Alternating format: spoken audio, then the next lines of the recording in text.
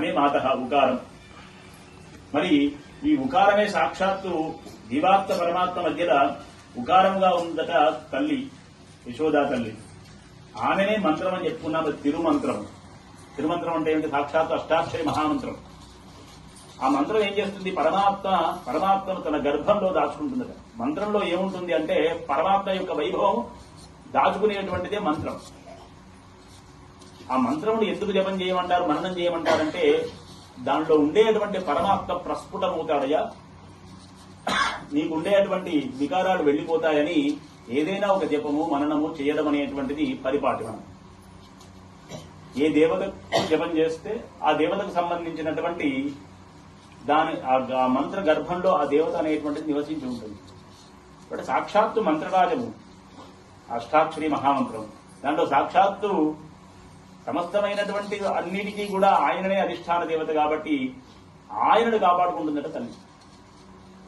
ఆమెనే తల్లి స్వరూపంగా మంత్రంగా చెప్పబడింది యశోదామాత. కాబట్టి ఆచార్య సమాశ్రయం అయింది, తిరుమంత్రం అయింది. ఇంకొకటి నెక్స్ట్ ఏమిటి స్టెప్ అంటే నెక్స్ట్ మెట్టు తర్వాత వచ్చేటువంటి మెట్టు ఏమిటి అంటే మంత్రార్థం. మంత్రార్థం ఏం చెప్తుంది? మంత్రార్థం అంటే సాక్షాత్తు భగవానుడి గురించే చెప్తుంది. కృష్ణుడి దగ్గరికి వచ్చారు. కృష్ణుడి దగ్గరికి వచ్చి ఏం చెప్తున్నారు? నువ్వు మా కోసము ఎవరిని భిక్ష అడగక్కరలేదు. మొట్టమొదలు నువ్వు మా కోసము పొట్టిగా అవలసిన అవసరం లేదు. నువ్వు మా కోసము ఆకాశాన్ని చీల్చేంత పెద్దగా ఉండి ఇంత కష్టపడవలసిన అవసరం లేదు. ఇవన్నీ ఏమి చేయకు స్వామి, త్రివిక్రముడ ఇవన్నీ చేశావు, ఇన్ని చేయవలసినటువంటి అవసరం లేదు.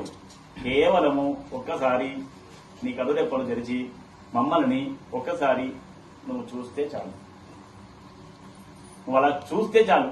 నీ ముఖార విందాలి. నీవు మమ్మల్ని చూస్తే చాలు. మిమ్మల్ని పడుకున్నా చూశాం, కానీ నువ్వు మమ్మల్ని చూడడం కావాలి కదా. భగవంతుడు మనల్ని చూడాలి కదా. మనం వచ్చి అందరం భగవంతుని చూస్తే భగవంతుడు ఎప్పుడు మన వైపు చూస్తారు? మన లోపల ఉండేటువంటి వికారాలన్నీ తొలగిపోయి కల్మషాలన్నీ లేకుండా స్వచ్ఛమైనటువంటి మనస్సు, నిర్మలమైనటువంటి బుద్ధి, శుద్ధమైనటువంటి వాక్కు ఇన్ని ఉండాలి. ఇన్ని ఉంటే గాని పరమాత్మ మన వైపు చూడడు. కాబట్టి ఇలా చూడు స్వామి, నువ్వు కాస్త తెరిచి చూడు, చూస్తే సరిపోతుంది మాకు అంటే నువ్వు మేలుకున్నట్టే లేదా లెక్క. కాబట్టి మమ్మల్ని అనుగ్రహిస్తావు స్వామి. ఇవన్నీ ఏమి చేయలక్కర్లేదు, కాస్త తెరిచి కళ్ళు తెరిచి చూడండి మమ్మల్ని, మేము అనుగ్రహింపబడతామని చెప్పేసరి అక్కడికి వచ్చి మంత్రార్థమైనటువంటి సాక్షాత్తు పరమాత్మ దగ్గరికి వచ్చి పరమాత్మను మేలుకొలుస్తున్నారు. తర్వాత ఏం చేస్తారు? మంత్రార్థ సారం బలరాముడి దగ్గరికి వచ్చి అంటే లేపినా కూడా కృష్ణుడు లేవలేదట. అలాగే కళ్ళు మూసుకున్నారు. మూసుకుంటే ఓహో సరే వాళ్ళకి అర్థమైపోయింది. నాకంటే ముందు పుట్టినటువంటి పెద్ద ఆయన ఒక ఆయన ఉన్నాడు కదా బలరాముడు, ఆయనను మేలుకొలపలేదేమో, అందుకనే స్వామిలా ఏమి చడి చప్పుడు లేకుండా అలాగే పడుకున్నాడు కదా అని చెప్పేసి అనుకుని తిరుమల బలరాముడి దగ్గరికి వచ్చారు. బలరామ, బంగారు కడియములు ధరించినటువంటి బలరాముడట, నువ్వైనా ఇకనైనా మేలుకో అని చెప్పేసి కీర్తిస్తున్నారు భాషణంలో. మరి ఏం చెప్తున్నారు అంటే రామావతారంలో లక్ష్మణుడుగా పుట్టి గొప్ప భాగ్యాన్ని పొంది మళ్లీ ఆ భాగ్యాన్ని అనుభవించడం కోసం అంటే మళ్లీ అక్కడైతే ఇలా సేవ చేశారో మళ్లీ సేవ చేస్తానని పరమాత్మే ఆయన ముందుగా పంపించారట. 6 గర్భములు నిలిచిపోయిన తర్వాత 7వ గర్భం దేవకీదేవి నుంచి తీసుకువచ్చి రోహిణి దగ్గర ప్రవేశపెట్టారు. అలా బలరాముడు ముందుగా పుట్టాడు. ముందుగా పుట్టి కృష్ణుడిని సంరక్షించాలన్నటువంటి భావనతోనే ఆయనకు బంగారు కడియం దొరికారట వారందరూ కూడా కలిసి. మరి ఇలా లక్ష్మణో లక్ష్మీ సంపన్న, భగవత్ సేవాభాగ్యం అనేటువంటి సంపద కలిగినటువంటి ఓ లక్ష్మణుడా, నీవు రాత్రింబవనుడు నిద్రమాని శ్రీరాముల వారికి రక్షణగా ఉన్నావు కదా, మరి నువ్వు పడుకోవడం ఏమిటి? మేలుకో, ఇప్పుడు ఇలా పడుకున్నావేమిటి అని చెప్పి బలరాముణ్ణి కీర్తిస్తున్నారు గోపికలు.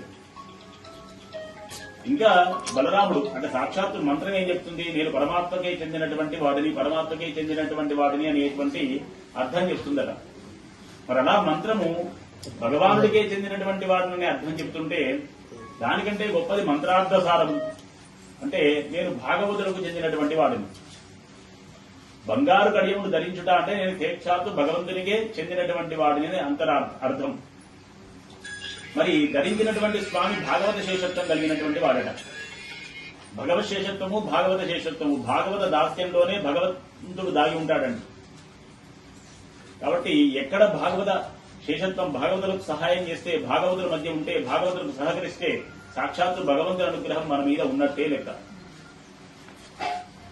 భాగవత శేషత్వంలోనే భగవంతుడు ఉంటాడు. కాబట్టి ధరించిన కడియము భగవత్ శేషత్వం అయితే ఆ ధరించినటువంటి పాదము సాక్షాత్తు భాగవత శేషత్వమట. ఇంకా ఏమంటున్నారు, బలరామ అంటే మాకు స్ఫురిస్తున్నది ఒకటి శేషుడు గుర్తుకు వస్తాడు, ఆయనే నీకు పానుపు. శేషుడి మీద స్వామి పడుకుంటాడు కదా, ఎక్కడైనా స్వామి పడుకుంటాడు గాని శేషుడు ఎక్కడైనా నిద్రపోతాడా? మంచి నిద్రపోతుందా? పానుపు నిద్రపోదు కదా. మరి పానుపైనటువంటి నువ్వు నిద్రపోవడం ఏమిటి స్వామి, మేలుకో అని చెప్పేసని ఆ గోపికలు ఆ బలరాముని కీర్తిస్తున్నారు. మరి ఇలా ఆచార్య సమాశ్రయనము, తిరుమంత్రము, తిరుమంత్రార్థము, మంత్రార్థసారము ఈ నాలుగిటిని సంగ్రహించారు. సాంప్రదాయంలో చెప్తున్నారు, ఈ నాలుగు ఎవరైతే అనుకరిస్తారో, అన్వయిస్తారో వారికి సాక్షాత్తు పరమపద స్థానం కలుగుతుంది. అందులో ఎటువంటి సందేహం లేదు. కాబట్టి 4 దశలను దీనిలో వివరిస్తూ ఆచార్యుడి యొక్క వైభవాన్ని చెబుతూ నలుగురిని మేలుకొల్పారు. 3 లేచారు. యశోద మొట్టమొదటి నందగోపుడు లేచి వాళ్ళకి ఆశీర్వచన ప్రకారంగా అనుమతినిచ్చి మిగతా వాళ్ళు మేలుకొని అక్కడి నుంచి అందరూ మేలుకున్నారు. చివరికి బలరాముడు కూడా మేలుకున్నాడు. మేలుకున్న తర్వాత కృష్ణుడు మేల్కొనలేదు. వాడు మళ్లీ అనుమానం వచ్చింది, ఏమిటి గోపికలకు మేల్కొనలేదు కదా, సరే పురుషాకారమైనటువంటి నీలాదేవిని రేపు స్తుతిస్తాం.